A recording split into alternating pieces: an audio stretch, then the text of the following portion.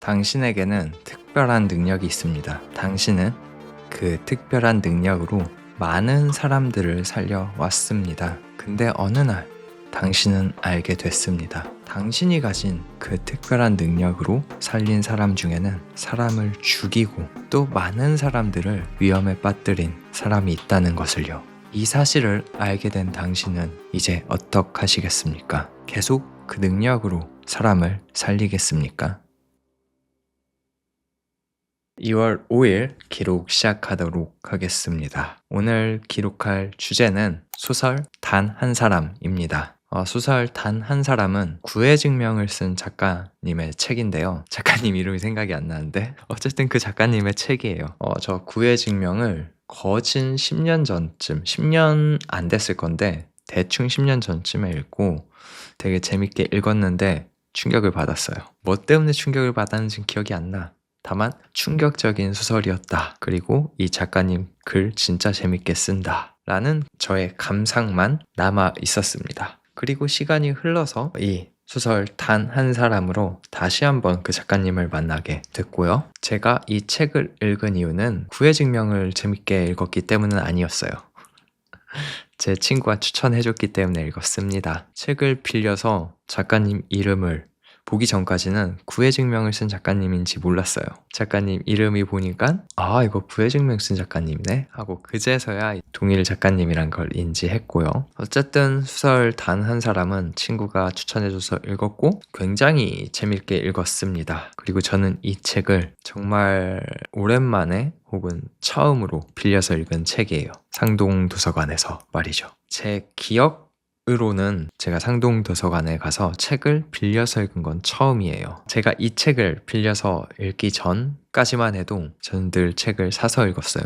왜냐하면 저의 지론이 있었기 때문이거든요. 저의 지론이라 하면은 책은 사서 읽자 였어요. 그런데 어느 날 짐 정리를 하고 굉장히 많은 책을 정리하면서 저의 지론이 굳이 저에게는 필요한 지론이 아니라는 생각이 들었고 그때부터 전 다짐을 했거든요. 책은 사서 읽어야만 좋은 건 아니겠다. 빌려서 읽어도 좋을 것 같다. 그래서 이제 책을 빌려서 읽자 라고 말이죠. 근데 이제 사람이란 것이 습관이란 게 무섭잖아요. 그 다짐을 하고 나서도 거진 몇 개월 동안 계속 책을 사서 읽었어요. 그러다가 이제 작년 12월 말쯤에 친구가 이 책을 추천해줬고 드디어 빌려서 읽었습니다. 제 기억으로는 처음 방문한 상동도서관은 굉장히 낯설었는데 좋았어요. 그 낯섦, 좋음을 어떤 단어로 표현하자면은 몽글몽글한 느낌?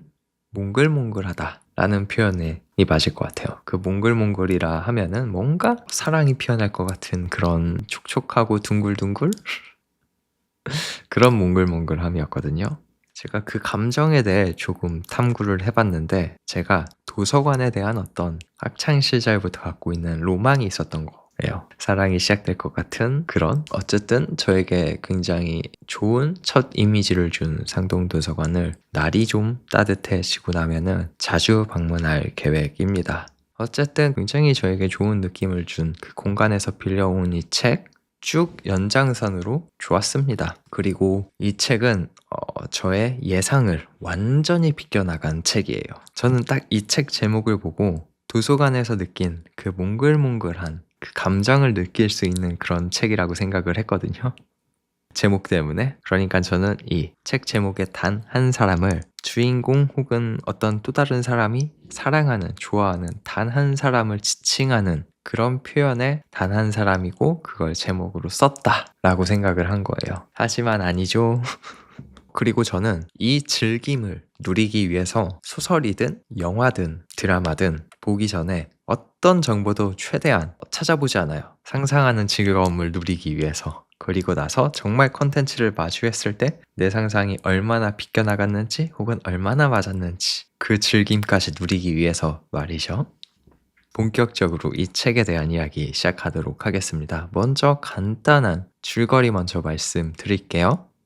5남매 중 넷째인 주인공은 셋째 누나의 기이한 실종 사건과 함께 공간과 시간의 경계를 넘어 단 한 사람을 살릴 수 있는 특별한 능력을 갖게 됩니다. 주인공은 처음에는 그 사람을 살리는 그 순간순간들이 꿈이라고 여겼어요. 그러니까 그 순간 자신이 구한 사람들은 현실에 존재한다는 어떤 감각이 없었던 거죠. 그런데 어느 날 알게 됐어요. 자신이 꿈이라 여겼던, 그러니까 자신의 특별한 능력을 발휘해서 사람을 구하고 있는 순간들이 정말 실제였다는 사실을 말이죠. 근데 또 시간이 지나서 그렇게 특수한 능력으로 살린 사람들 중에는 수많은 사람들을 죽음으로 내몬 살인자도 포함되어 있음을 인지하게 됐습니다. 그 순간 주인공은 자신의 능력이 축복이 아닌 저주라 여기기 시작했어요. 그래서 자신의 능력이 발현될 때마다 거부하기 위해 노력을 하기 시작했습니다. 더불어서 실종된 누나와 자신의 능력 사이에 어떤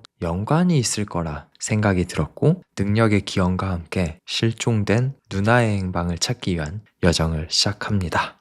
여기까지가 이 책의 줄거리였습니다. 그리고 앞으로는 본격적인 이 소설의 스포일러가 포함된 저의 이야기가 시작될 거니까 스포일러를 받고 싶지 않으신 분들은 누려보세요. 그래도 첫 번째 질문, 이 책의 핵심 주제는 무엇일까? 제가 오독한 이 책의 핵심 주제는 죽은 자와 산 자의 경계는 없다. 죽은 자도 언제나 늘 당신과 함께 살아가고 있을 수 있다. 그러니까 너무 슬퍼 말고 현실을 살아라 입니다. 제가 이렇게 주제를 오독하고 유추한 이유는 이 책에서 실종된 누나가 주인공 그 남매한테, 쌍둥이거든요. 그 쌍둥이 남매한테 실제로 해준 말이기도 해요.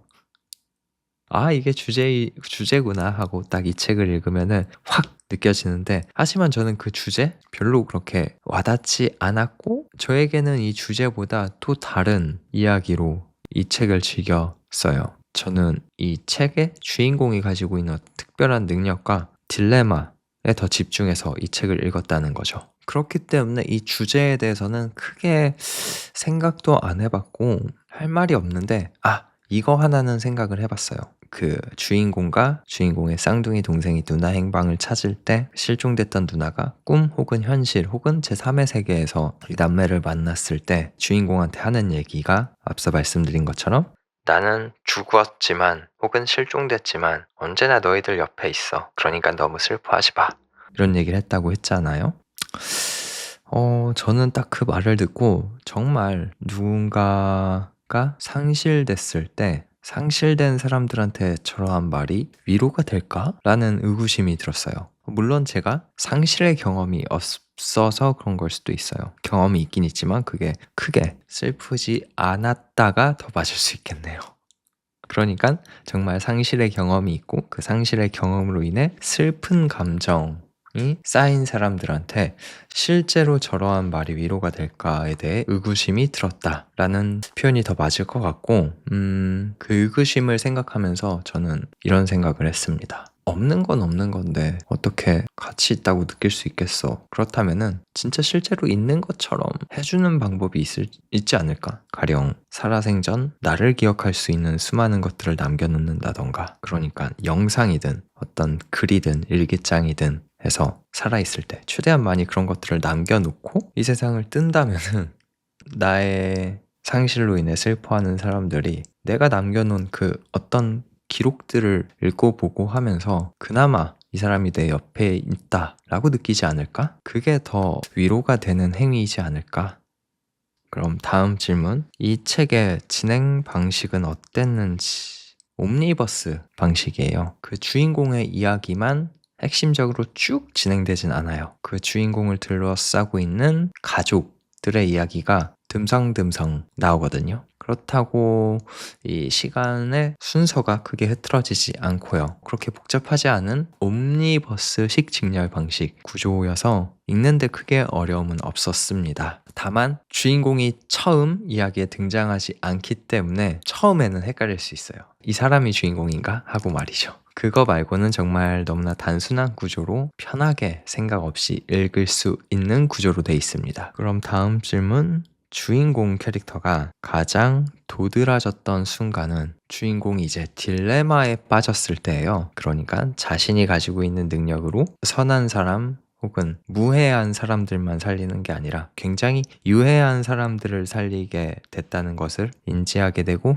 그로 인해 자신의 능력에 대한 회의에 빠지고 그 능력을 사용할까 말까에 대한 딜레마에 빠지는 그 감정 그리고 행동들이 표현된 순간들이 주인공이 가장 도드라졌던 장면이었고, 저는 그로 인해 이 책은 완전히 히어로 장르의 소설이라고 스스로 판단을 했어요. 이 소설의 장르를 히어로 장르로 분류하는 사람은 많이 없을 거예요. 하지만 전 그쪽으로 분류했죠. 그렇게 읽혔죠. 제가 히어로 장르 영화를 꽤 많이 즐기거든요. 그리고 즐기면서 저 스스로 히어로 장르 영화의 특징을 하나 유추해냈어요. 그 특징을 얘기하자면은 모든 히어로들은 성장 과정을 겪어요. 그리고 그 성장 과정이 한 편 안에 다 들어가기도 하고, 혹은 아이언맨이나 스파이더맨처럼 트릴로지 형식으로 표현이 되기도 해요. 그 성장의 첫 번째 단계는 능력의 즐김 단계예요. 처음 자신이 갖게 된 그 특별한 능력을 막 즐기는 장면, 즐기는 어떤 감정선이 표현되는 것이죠. 그게 즐김의 단계 첫 번째. 그리고 두 번째, 딜레마와 회의에 빠지는 단계. 그러니까 쉽게 말하자면 성장통을 겪는 거죠. 자신의 능력으로 무언가 위기에 닥쳤고 누군가를 도와주려고 했는데 도울 수 없었던 그 순간, 혹은 잘못 쓰이고 있다라는 생각이 드는 순간, 그런 순간들을 마주하면서 히어로 장르의 주인공들은 대부분 이 소설 속 주인공처럼 딜레마에 빠지고 회의감이 들고 하거든요. 그리고 세 번째 단계는 성장통 극복 단계. 그리고 제가 봤을 때 이 소설책은 두 번째 단계를 겪고 있는 주인공의 감정을 담아냈던 것 같아요. 그것도 아주 잘. 그러니까 저는 그 장면이 굉장히 좋았고 또 도드라졌다고 생각이 들었고 그랬습니다.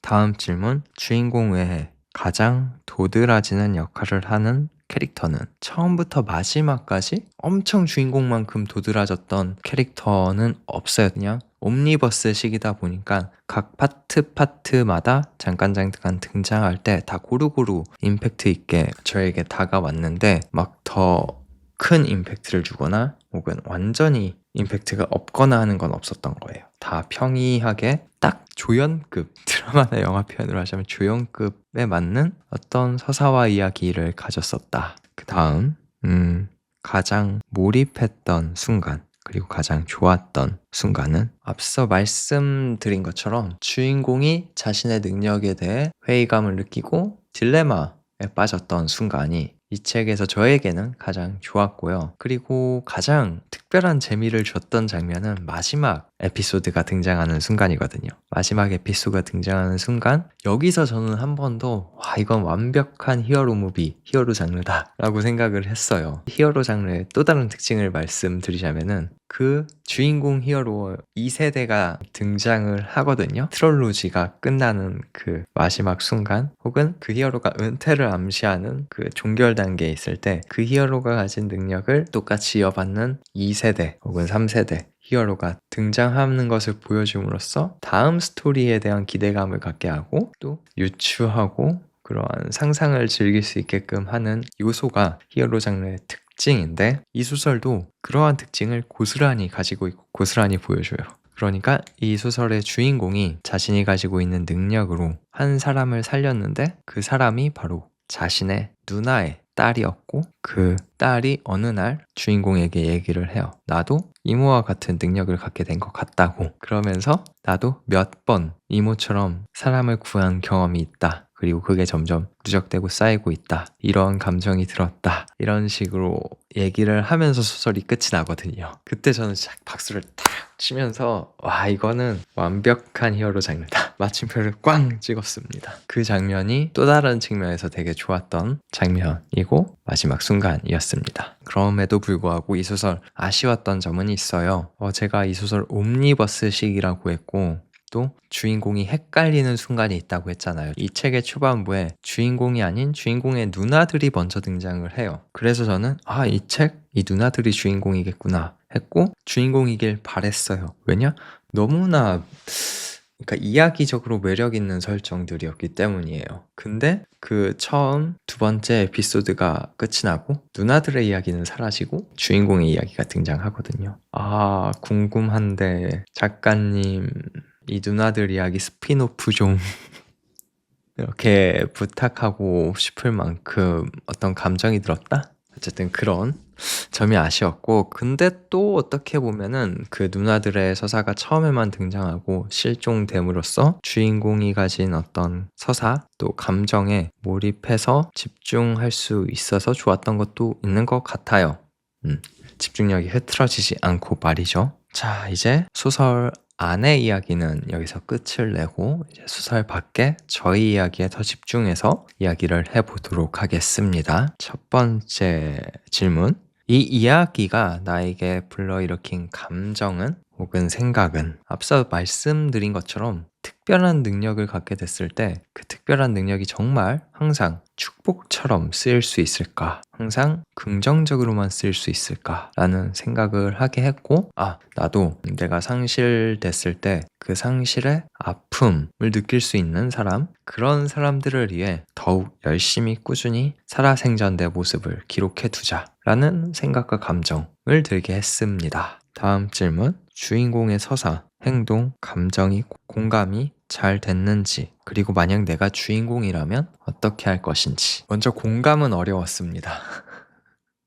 더 정확한 표현은 공감을 시도하지 않았어요. 공감 없이도 이 소설은 즐길 수 있는 이야기 컨텐츠이기 때문이었고, 또 애초에 제가 특별한 능력을 가져본 적이 없으니까, 또 사람을 구하는 어떤 경험도 없다 보니까 공감의 영역으로 다가가지 않았던 것 같아요. 아예 제가 그러한 시도조차 안 한 거고요. 또 한 가지 제가 공감의 영역으로 다가가기 어려웠던 이유로 말씀드리자면은, 이 책은 여성 서사 소설이에요. 그러니까 핵심 인물로는 한 사람 빼고는 다 여성이거든요. 그렇다 보니까 우리 현실 세계의 여성들이 느끼는 어떤 감정, 부조리함, 불편함 등이 직접적으로 간접적으로 표현이 됐고, 그런 것들이 이 책을 채우다 보니까 공감의 영역으로 다가가진 않았던 것 같아요. 하지만 크게 이 책을 즐기고 누리는데 불편함은 없었다. 근데 만약 내가 여성이라면은 그러한 것들을 공감하면서 더욱 더 많이 즐길 수 있지 않았을까? 즐기지 않을까? 라는 추측도 해봅니다. 그리고 내가 만약 주인공이라면은 이 능력 누렸을 것 같아요. 일단은 누리고 봤을 것 같아요. 사람을 살리는 거. 어떻게 보면은 우리가 가챠 그리고 카드 뽑기를 즐기잖아요. 포토카드. 그것처럼 내가 구한 사람이 어떤 인재가 돼서 또 다른 사람들을 살릴 수도 있는 거고, 혹은 반대로 패급 카드처럼 그런 사람으로서 다른 사람들을 해할 수도 있는 거고, 분명 주인공처럼 똑같이 저도 회의감에 빠지고 딜레마에 빠지고 감정적으로 큰 어떤 요동이 몰아칠 수 있겠지만, 그럼에도 불구하고 일단 카드 뽑기처럼 그 사람을 살리는 능력으로 사람 뽑기 가차를 즐겼을 것 같다 라고 정리해 보도록 하겠습니다. 다음 질문. 주인공과 같은 혹은 유사한 인물이 현실에도 있을까? 처음에 제가 이 능력에만 집중을 해서 되게 비현실적인 능력이고 존재라고만 생각을 했는데, 계속 생각하다 보니까 생각해보니까 의사 선생님들이 사람을 살리잖아. 근데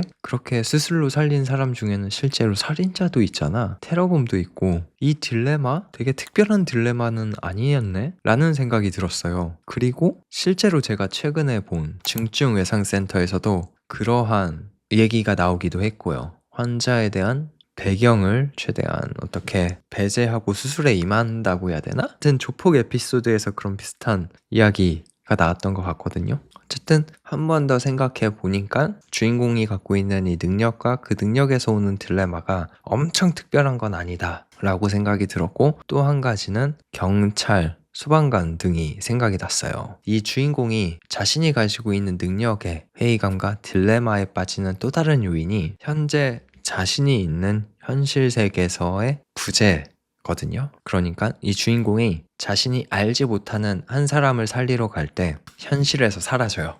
그렇다 보니까 주인공이 걱정을 하기 시작한 거죠. 만약 내가 사랑하는 사람이 나를 필요로 하는 순간에 정작 나는 현실에 있는 게 아니라 알지도 못하는 사람을 구하러 또 다른 공간, 또 다른 시간대로 날아가 버리면 어떡하지? 그 순간 내가 사랑하는 사람을 구하지 못하잖아. 그럼 이게 어떻게 특별한 능력이야? 이건 저주야.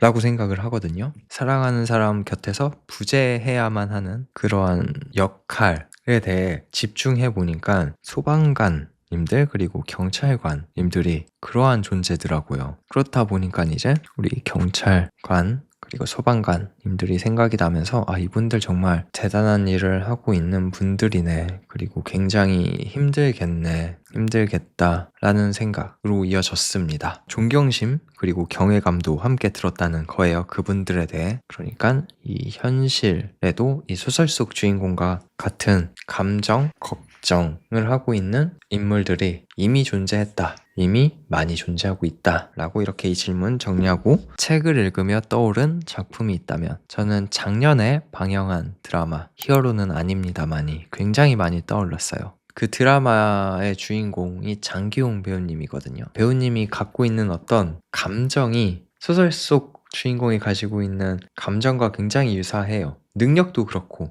근데 이제 그 부재로 인한 걱정을 표현했다고 했잖아요. 내가 이 능력이 발현되는 순간 당장 내가 사랑하는 사람 곁에서 사라지게 되는데 그 순간 내가 사랑하는 사람이 나를 필요로 하면 어떡해.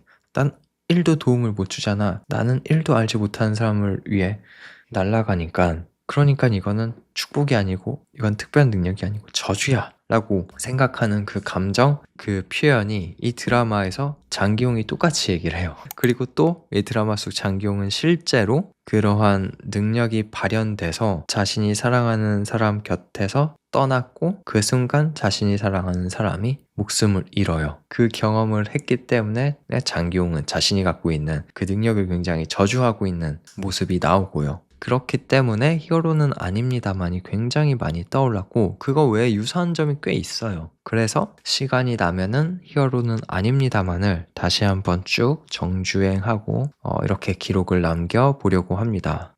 그게 작년에 방영했는데 크게 인기는 얻지 못했어요. 하지만 저는 굉장히 정말 재밌게 본 드라마거든요. 그래서 이 소설책을 재밌게 읽으신 분들이라면은 히어로는 아닙니다만을 한번 시청해 보시는 거 적극 추천드립니다. 이제 다음 총평 마무리 하자면은 먼저 한 줄 평과 평점을 얘기하도록 하겠습니다. 한 줄 평은 K 히어로의 성장통 이고요. 이 소설책 10점 만점에 몇 점이냐 하면 저는 8.5점 주도록 하겠습니다. 우선 저에 대한 이야기를 하자면은 저는 영상 콘텐츠보다는 텍스트 콘텐츠를 더 올려치기 하는 경향이 있어요. 텍스트 콘텐츠의 가치를 더 높이 평가하는 사람이거든요. 그 점 감안해서 8.5점이라는 거 생각해 주시고 그리고 이 책을 누구에게 추천하고 싶은지에 대해 생각을 해봤는데 한국 소설을 좋아하시는 분들이라면은 큰 거부감 없이 다 재밌게 읽을 것 같아요. 한 가지 진입장벽이 있다면은 처음에 등장인물 이름 외우기가 굉장히 어려워요. 근데 그건 저만의 특징일 수 있어요. 다시 추천에 대해 얘기를 하자면은 여성 소설을 즐기시는 분들이라면은 더 재밌게 즐길 수 있는 소설이랄까? 저는 그랬어요. 아닐 수도 있어요. 누군가는 더 불편하게 읽을 수도 있을 수도 있어요. 하여튼 몰라. 내 기준이니까. 최종 질문과 함께 이 기록 끝내도록 하겠습니다. 마지막 최종 질문. 이 소설을 읽고 나서 내가 새롭게 다짐한 것이 있다면은 열심히 기록을 하자. 내가 죽었을 때 산 사람들을 위해서입니다. 그럼 오늘의 기록 여기까지 하도록 하겠습니다. 이게 예전에는 하지 않았는데 한번 해볼게요. 한번 해보도록 하겠습니다. 이 영상, 저의 기록 조금이라도 의미 있게 시청하셨다면은 어떤 버튼을 누르시고 꾸준히 관심 가져주시면은 굉장히 많이 고마울 것 같습니다. 그럼 여기까지 하도록 하겠습니다.